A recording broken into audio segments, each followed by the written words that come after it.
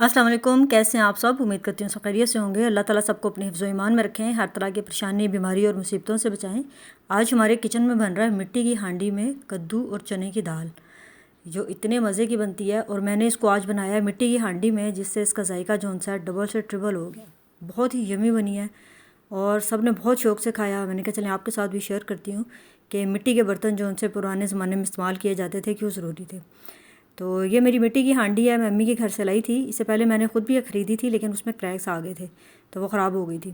तो ये मैं अम्मी के घर से लाई थी। ये अल्हम्दुलिल्लाह अभी तक चल रही है, काफ़ी देर से मेरे पास है, तकरीबन दो साल तो हो ही गए हैं। तो ये बहुत ही अच्छी रहती है। मैं ना इसमें कभी कभी जो स्पेशल खाना बनाना होता है ना, मिट्टी की हांडी में बनाती हूँ।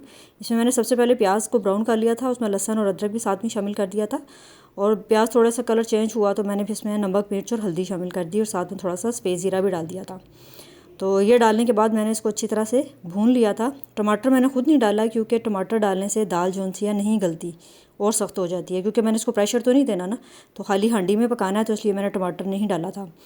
तो वो मसाला अच्छी तरह भून लेने के बाद मैंने इसमें कद्दू के बड़े बड़े पीस डाल दिए थे, क्योंकि हांडी में जो सा ना दाल के साथ ही कद्दू गलाने हैं, तो इसलिए मैंने इसके साइज़ जो सा ना बड़ा रखा था, ताकि दोनों चीज़ें एक साथ गल जाएँ। तो कद्दू को अच्छी तरह से धो के तो मैंने इसके ये छिलके निकाल के तो इसके पीस कर लिए थे। कद्दू को ना हमेशा चख लिया करें, क्योंकि बाज़ दफ़ा ना कद्दू कड़वा भी निकल आता है। तो इसलिए कद्दू जब भी काटें ना, उसको पहले थोड़ा सारा टेस्ट करके देख लें कि उसका टेस्ट ठीक है, मीठा है, तो फिर इस्तेमाल करें। तो जैसे वो बाज़ पहले खीरे कड़वे निकलते थे ना, इस तरह कद्दू भी कभी कभी कड़वा निकल आता है। तो उससे ये होता है कि सारा सालन जो सा ना ख़राब हो जाता है, उसका टेस्ट ख़राब हो जाता है। तो ये गोल वाला कद्दू था, तो आधा किलो कद्दू था। मैंने इसके अंदर तकरीबन 1.5 पाव के करीब दाल डाली है। तो ये कद्दू को मैंने डाल दिया था, हल्का सा इसको भूना साथ में, और फिर मैंने इसके अंदर पानी डाल दिया और फिर साथ में इसके दाल डाल दी थी। तकरीबन 1.5 पाव के करीब दाल थी। मैंने इसको 2 घंटे पहले चुन के भिगो दिया था। तो ये अब मैं इसके अंदर डाल रही हूँ। तो ये दाल और कद्दू डालने के बाद मैंने अच्छी तरह से इसको मिक्स कर दिया था और फिर इसको गलने के लिए हल्की आंच पे छोड़ दिया था। तकरीबन ये 1 घंटा जो सा हल्की आंच में पकता रहा था। मैंने इसको थोड़ी थोड़ी देर के बाद चम्मच चला दिया था और फिर ये बहुत अच्छा कद्दू और दाल जो से दोनों चीज़ें गल गई थी। तो मिट्टी की हांडी में खाना इतना मज़े का बनता है, उसका टेस्ट जो सा ना बिल्कुल चेंज हो जाता है। तो पहले ज़माने में तो होता था, मिट्टी की हांडी होती थी और नीचे लकड़ियों की आग होती थी, इसीलिए खाने जो से थे मज़ेदार होते थे और वो नानी दादी बड़े प्यार से पकाया करती थी। तो फिर आहिस्ता आहिस्ता ये आ गए, सिलेंडर आ गए, गैस आ गई और बर्तन भी सिल्वर स्टील के या नॉन स्टिक वगैरह आ गए। तो उससे जो सा ना खाने का जायका और होता जा रहा है। लेकिन मैंने ये मिट्टी की हांडी में बनाया, इसका जायका बिल्कुल ही चेंज था। फिर मैंने इसके अंदर गरम मसाला और खुशक धनिया ऐड कर दिया और ज़रा सारा सब्ज़ धनिया डाला था। तो ये हांडी में ना ये होता है कि आपको पानी जो सा ना इसमें ज़रा ज़्यादा ही डालना होता है, क्योंकि ये हांडी काफ़ी भारी होती है और देर से गर्म होती है। और खाना जो सा ना इसमें अगर पानी कम डालेंगे तो वो खुश्क हो जाएगा और नीचे से लगने का भी खतरा होता है। तो इसलिए मैंने इतना सारा इसमें पानी डाला था, लेकिन ये बन के बिल्कुल सेट हो गया और तैयार हो गया। आज बस हमने अपने बच्चों के कमरे की जो सी थी उन्होंने सेटिंग चेंज की थी, क्योंकि जो सा गर्मी बहुत ज़्यादा हो गई है। पहले बेड जो से थे दूसरी दीवार के साथ थे, तो उधर जो सा ना इतनी हवा नहीं आ रही थी, उनको पंखे की हवा भी नहीं लग रही थी।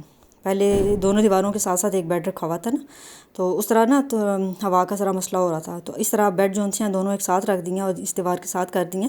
तो इससे ये है कि पंखे की हवा भी बहुत अच्छी इनको आ जाती है और कूलर सेट करते हैं ना, तो कूलर से हवा भी आती है। और उसके अलावा ये दरवाज़ा खुला होता है, इनके कमरे में बड़ा सा जाली वाला दरवाज़ा है और यहाँ बाहर सेन में पौधे पड़े हुए हैं, जिसकी वजह से ना काफ़ी ठंडी यहाँ से हवा आती रहती है।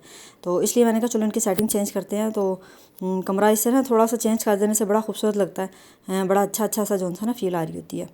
तो इससे बच्चे भी काफ़ी खुश हो गए थे। कमरा ज़रा चेंज हो गया था, बेडशीट चेंज कर देने से सारा कमरा जो सा उसकी लुक नई हो जाती है।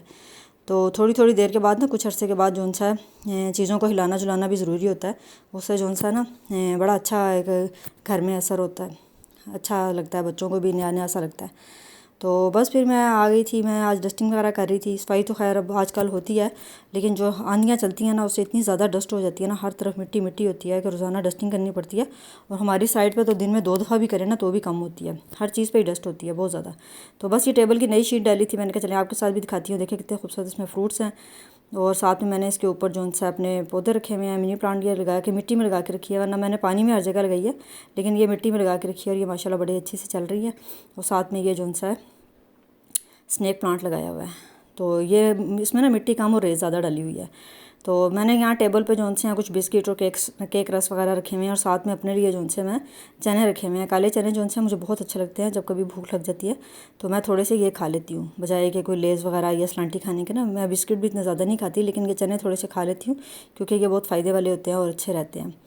तो बस ये जो मेरा पौधा है ये मैं आपको बता रही थी कि ये जो है ना, इसको लगाना बड़ा ही आसान है। मैंने इस पॉट के अंदर ना प्लास्टिक की जो बोतल होती है वो काट के उसमें डाल के ना लगाया हुआ है, तो ये बहुत ही खूबसूरत लगता है। चलें जी, आज मेरा छोटा सा व्लॉग था, आपको पसंद आए तो लाइक करें, शेयर करें, प्यारा सा कमेंट करें।